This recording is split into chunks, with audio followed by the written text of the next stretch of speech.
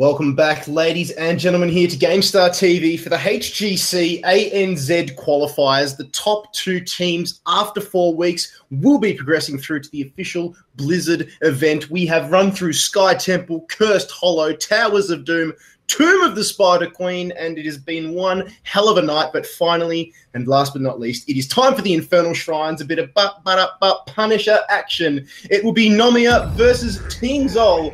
And once again, I'm going to leave you in the capable hands of your PvP and analyst, Skimmy and Vandie.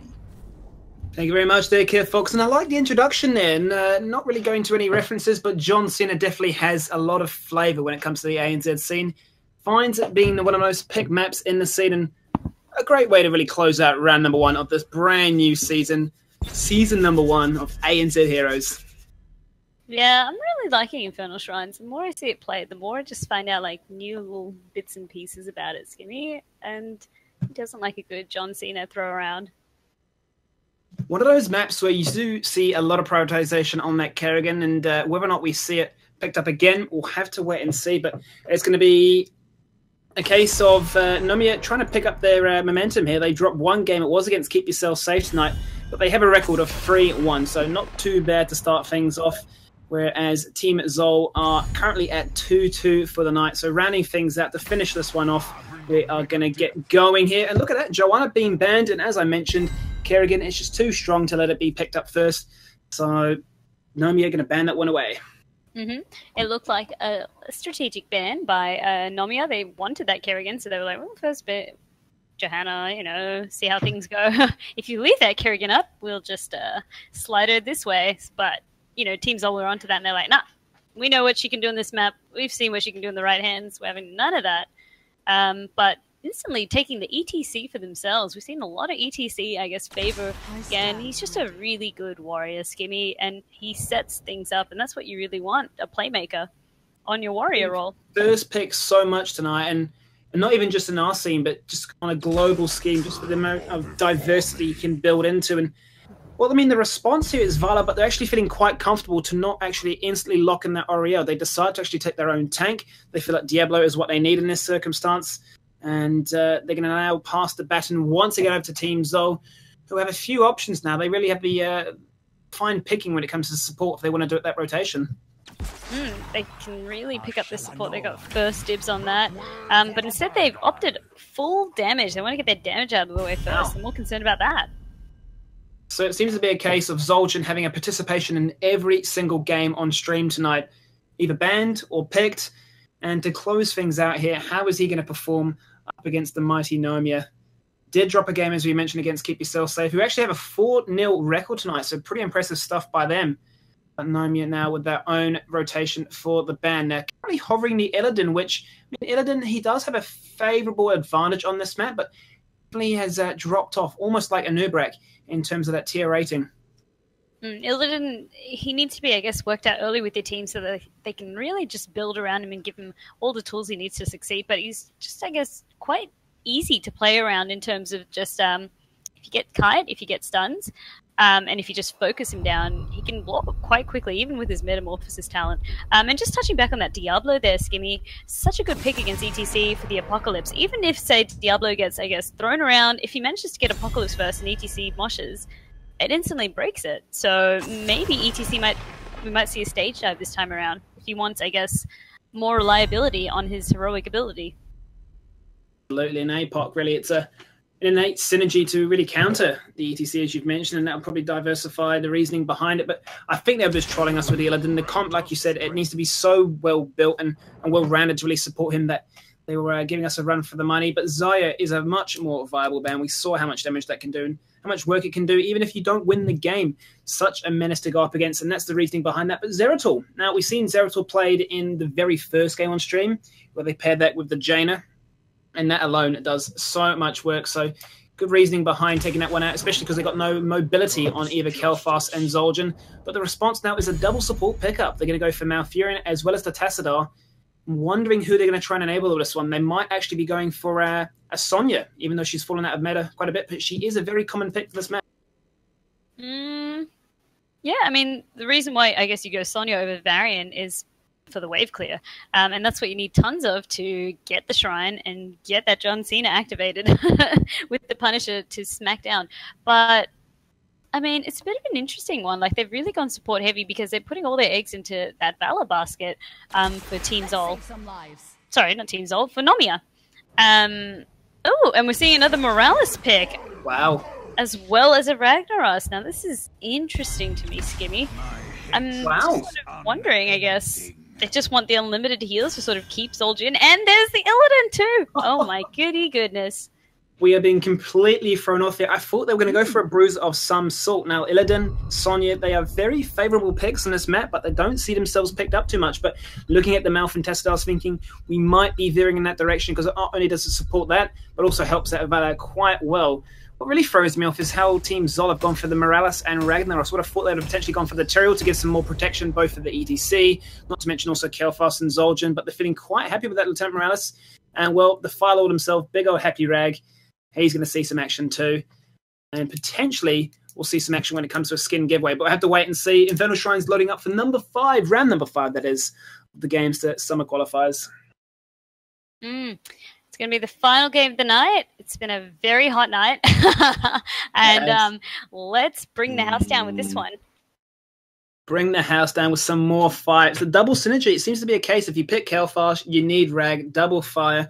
What does it mean? Well, it means more fire. And that gives them plenty of wave clear and plenty of ability to clear out these shrines when they do spawn. But my attention really is going to be focused on this Illidan and how it does come to fruition, because that is Ghost, formerly known as Arcada, playing it. Remember the last time we saw him playing it last year? He used it to great extent. So let's get loaded into this game. Let's start on the blue hand side. It is Nomia, the great favourites here. Fat94, formerly known as Benjamin94. He is playing Tessadar. Ghost on Illidan. Robodover playing Diablo. John on Valor. And Vanilla supporting on Malfurion. Teamzol is made up of Zepline playing ETC, Superstition on Kel'Thas, Protoss playing Lieutenant Morales, Madworld on Ragnaros, and Marathax playing Zul'jin. Zul'jin, one of those picks that I'm pretty curious to see how he really fits in towards the meta. If we're going to see, like the old days where you went, Sanctification or even Divine Shield comps where you pair that with the Greymane, really enable him as much as possible. But would that be an overkill? So many ways for him to stay alive, so many ways for him to be invulnerable. Maybe you don't need that much, but if it is quite unfavorable in the meta right now, but he may find himself fallen once again. But level 5 members apiece in the mid lane. They are looking for a skirmish, but it's a lot more passive than last game. And I mean, just touching on team comps for the last mode before we focus on the action, we were sort of saying, okay, when you want Illidan, you want that team that can give him, I guess, the best advantage. And we were sort of being like, okay, they're going to put all their eggs into the Valor basket. No, in fact, they were setting up to put all their eggs in that Illidan basket over there with the double support. That's common when you see Illidan because they want to give him the best chance of being enabled. And I feel like Zul'jin might sort of follow into the same sort of role. Like, the lower he gets, the more damage he does, true, but he's actually quite squishy once Kazdingo is sort of down. If you wait it out, he's really got nothing else. And, well, I mean, just to add to your point there, generally speaking, when you have an Illidan comp, you want somebody that can really support from the backline. Valor fits the mold right now in the meta, but generally speaking, it tends to be a Li Ming. Low down as many people as you can, get them low, and allow Illidan to do what he does best, giving yourself resets and allowing fights to go from there. Li Ming, not the best map for her, has been taken a fair few times, but while it does fit the mold, overall as a better pick. And you can see Madworld there actually got ganked upon Diablo going very deep, but he does have the safety. He's actually going to get aggressed upon now in the mid lane. There's 4 members from the red side. That is Teamzol looking to collapse. They're going to try and go onto Zepline, but the sustain, the healing coming out of that Morales is just too strong. But the attention is instantly switched, and that is a good team there. They find the Zul'jin, and they find the first blood. There we go. We've seen the Zul'jin just getting instantly swapped. Quite, I guess, such good reactions. Once they saw the Morales target, they instantly switched focus so quickly, Skimmy. And I guess we need Teamzol to sort of be more awake and be more aware of that so that they can prevent further teammates from dying. I'm liking here the difference we got at level 1 this time on Ragnaros. So we've got the Sulfurous Hungers. He's looking to try and hit that as many times to empower the damage. Gives him a lot more sustain and allows him to do things like this. Pops into his fortification form, doing as much damage from afar with the safety, giving his team scouting ability. essentially at this stage really helping the enemy team pick up these skeletons. It's 23-3 right now. Rob copping all this damage, does not seem to be phased by it whatsoever, and this is when Ghost is going to start getting angry. He's jumping in, backs away, but Rob is now going to get amongst the chaos. He's got 5 members looking on top of him. He's just taking no damage. He's got a shield on top of him now. He's got superstition, drop super low. Ghost is up against the world. He's tanking it. He's running away, but he's going to get popped, and that's the reset. 1-for-1 right now. They are looking for more kills, but Morales sitting so back, so far away, keeping the entire team healthy, but there goes Marifax with the clashing of those axes. Comes across and he's so low, and look at the chunk he's stunted John, but John is not scared by that whatsoever. He's going to go for the turnaround, but the sustain, the absolute sustain there coming at Morales. He's completely out of mind at this time. It's enough to keep his team members alive, but the Punisher Vandie, it goes in favor of Nomia. I mean, well fought by Teamzol there, but not enough. The lead was too far by Team Nomia on picking up the intel. It's not going to be the worst, I mean, as far as how they sort of rank with Punishers. Frost is not the worst, and they're dealing with it very good. Just make sure that they lure it across, that they can deal with it in relative safety. Unfortunately, we're looking at that Cal fast. He's gone through conviction again at level 1, but it's all reset. Unfortunately, he does die in that exchange, so he's going to want to be trying to find that fine balance between safety and aggression to maximize that one there. But starts off with Nomia picking up a lead. Only a half-level lead at this stage, aided by that Punisher's use, but they're going to now try and solidify that in the bot lane. Blast Wave was used to try and give him some movement speed, but so patient there by Rob on that overpower. And Ragnaros is doing a fair bit of work, runs up only to be greeted by some other members. And they seal the deal with that one, looking for level 7 and now an invade to pick away that mercenary camp. They really want to sort of punish any picks that they get. They're sort of trying to take full advantage of that. And I mean, Zipline just poking his head in. There's not much he can do there. They just need to let that one go and make sure that they're back in lanes, because unfortunately Ragnar's dying. It's a big chunk of experience they're missing out on now. And the level lead's just starting to creep up a bit here now. Yep, it is indeed. And let's have a quick look at this Illidan build. Now, this is quite different to what we used to see back in the day. Battered Assault being taken at level 1 as opposed to the Immolation that was usually picked up. But then he's gone for Unbound as well. Now, this typically was just so you could get over walls and terrain, but they've buffed it now. So actually, if you hit 30 heroes with it, you gain a second charge. So a lot of investment put in towards the Sweeping Strike, solidified, and really made apparent at level 7 with the Thirsting Blade, giving him more lifesteal, that much more annoying. And we are looking at another shrine about to spawn. Fala, meanwhile, is in the top lane, clearing as much as she can, trying to draw some attention away, and that attention has finally been gathered. And if she's not quick to escape there, she might find herself in a little bit of a pinch. But some good jukes going out there by John, really anticipating. Every skill shot just thrown out at her. Well, they're actually getting out-rotated right now in terms of the macro game. All members committed up there to try and catch John. Didn't actually successfully get anything from it, but they're going to go for a kill anyway. The turnaround from Nomia is actually going to be quite successful. It's a 4v5, mind you, Vandie, because Illidan the entire time is pushing with Mercs in the bot lane, and they're trying to find a reward of their own. They're looking for the collapse on towards Diablo. They do get him. He doesn't have enough souls to respawn just yet, so it's a 1-for-1, but shouldn't really have died in that 4v5 situation anyway. They are 2 levels behind, and that's really aided by the fact that Illidan was pushing in bot as far as he could. Got a fault for his efforts. The shrine does now spawn, but as soon as that level 10 is hit, we can see Nomia flicking the switch. Oh, and then Zoltan just getting popped there. John just doing so much work once again, making sure that he's got multiple stacks of hatred so that his multi-shot hits like a truck. Look at him, he just does not care right now. He is leading the charge, and there's a Twilight Dream followed by a Force Wall. Doesn't really find much effect from that Force Wall, but the Entangling Roots is good as well. John is an absolute beast right now. He finds all the kills he needs, doesn't even have to use the ultimate. They clean house 3 members away. Despite the numbers advantage, the ultimates themselves are just too strong to contest. And here comes Rob for a cheeky flank around the side, thinking, no, I am the true tank. He just does not have the damage to solidify any kill. They're going to go for a fort instead. Meantime, while all of that sort of action was happening up top, we had Ghost chipping it away, first at the bottom fort, and then at the middle fort, almost taking that one too, before Marathax was like, could you please not? And just making sure that he couldn't get any more cheeky objectives in that time. And they really just need to sort of keep... This is what Illidan does. He's just annoying. But look at this, like, they're not even phased that the objective is up. They're like, look, we have level 11, you don't have ultimates, you're not ever going to come to us, so why don't we just keep fighting you, coming to your doors where you feel safe? And they're doing that. They're pushing top, they're pushing mid, they're going to go for the invade on the camp as well. And Rob is playing cheeky, using that Chinese Bushman to look for the engage. Nearly spots out Rag, just out of leash range.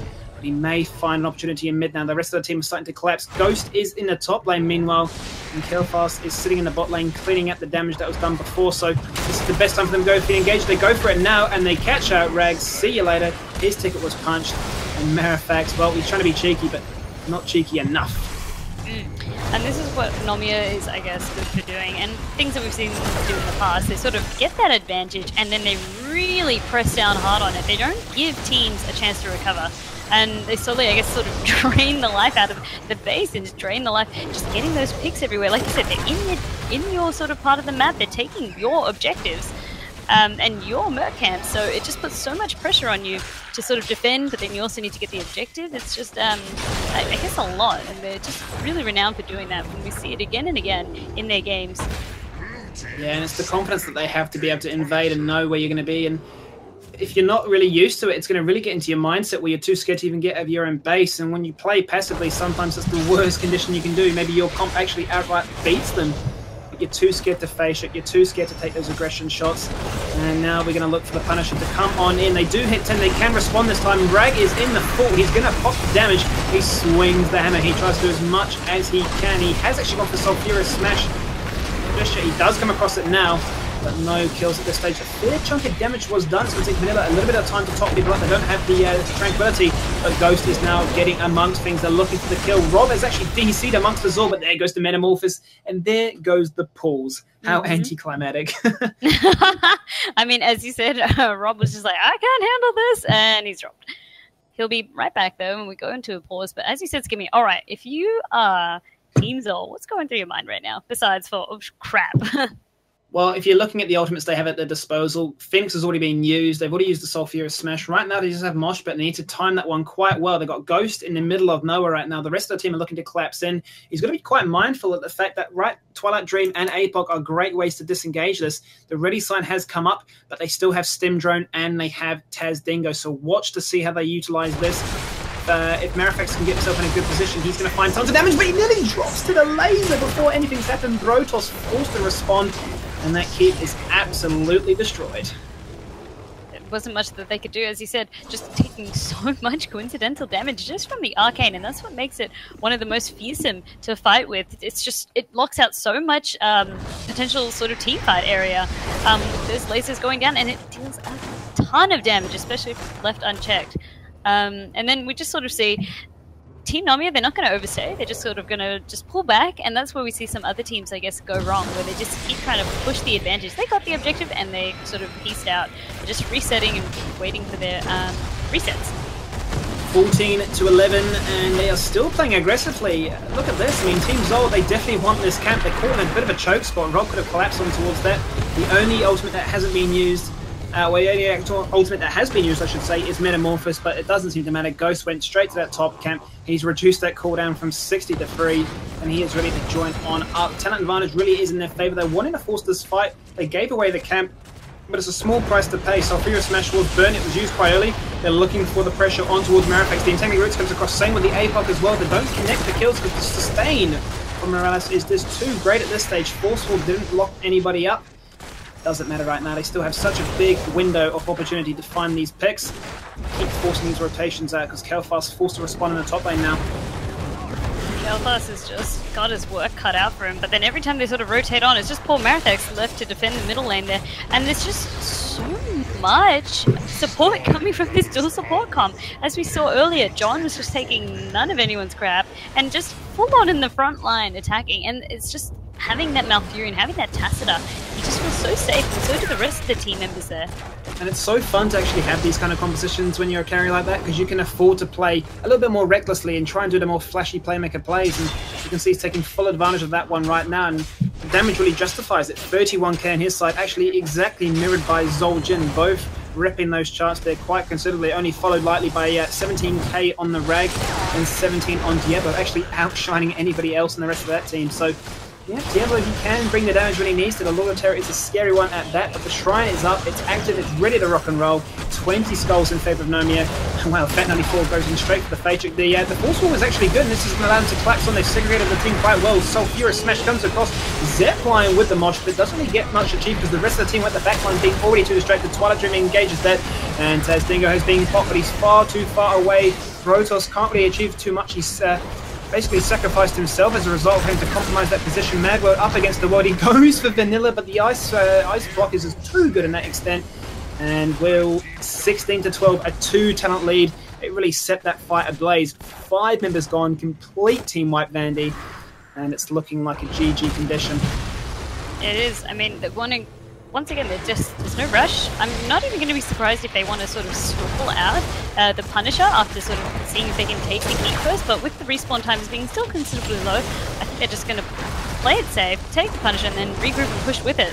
And then Teamzol, sorry, they've got a little bit of, I guess, defense needed here. They need to sort of rally up and just make sure that they don't die here. That could be that all-important. Well, there goes the APOC. They're looking for the combo. They're trying to actually stop Magwell from getting in there, but he does regardless. He's using his abilities as well as he can. Sulfurious Smash does come across, but it's not before Zipline drops. He's swinging his hammer. He's trying to do as much as he can, but the rest of his team is popping off around him. Whereas can only heal so much at once, and John is just like balls to the wall, jumping up against everybody. He's so deep right now, no matter whatsoever, but he's just taking pot shots from anywhere he can. Ghost then jumps in, gets some attention. They are looking to switch out this tank. It's almost like a World of Warcraft dungeon right now. Aggro is being juggled around right, left, and center. Brotos, the last one to drop style points with the meta on towards the core. And we're going to close out week number 1 with Nomia picking up another victory here on the Infernal Shrines. Oh my goodness, and that Punisher just getting a last pot shot there. Thank goodness Zep got away. Call him John Cena for reasons, Skimmy. They do call him John Cena for a reason. He might be retired, but he's found himself a reincarnation in the form of some pixels on a screen. Not a bad way to go about it. Well, if you're religious and that's what you're into, maybe this is what happens. You turn into a HotS character. How about that? They need to release more World of Warcraft characters, but that's another story, and we don't want to get Twitch chat too rallied up. Let's talk about the MVP. 19 kills to 3, 17 to 13. Began to feel like a bit of a stomp, but I mean, I'm not sure if you feel the same sentiment as me. I'm looking at John, and I'm thinking he's definitely my MVP.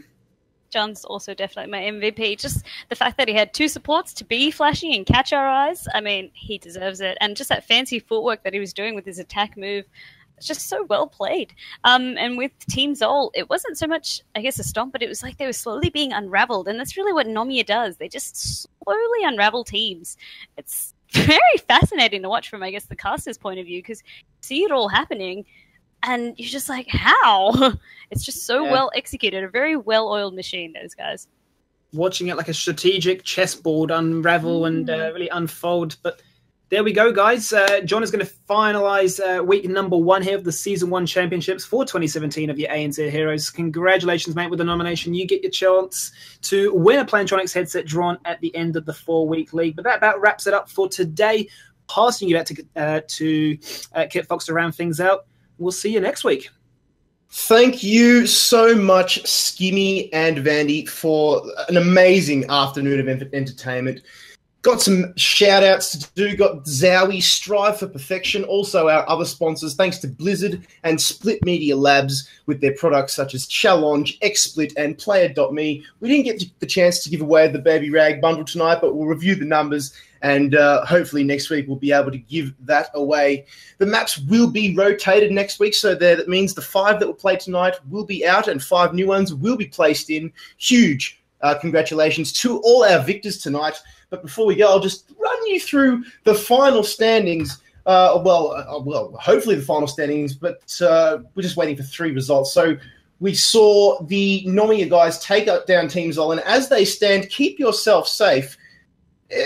Barring some miracle with the enigmatic geniuses coming up victorious, they will go through completely undefeated. So keep yourself safe. Go 5-0 into week 2. So that serves them very, very well on the road to the HGC. Thanks to Blizzard. Once again, big congratulations to the MVP nominees tonight. Fat94 for his performance on Jaina, Brotos on Malfurion, Pesky on Rhaegar, Vicarak for his Leoric play, and finally John on Valor. Thanks to Aggro Tank doing the marketing. Thanks to Avexium, who was taking care of all the social media. Producer Chrisis as well, pushing the buttons behind the curtains. Stepped it up tonight. Once again, Skimmy and Vandie, thank you. My name is Kitfox, and we look forward to the pleasure of your company next time here on Gamestah TV.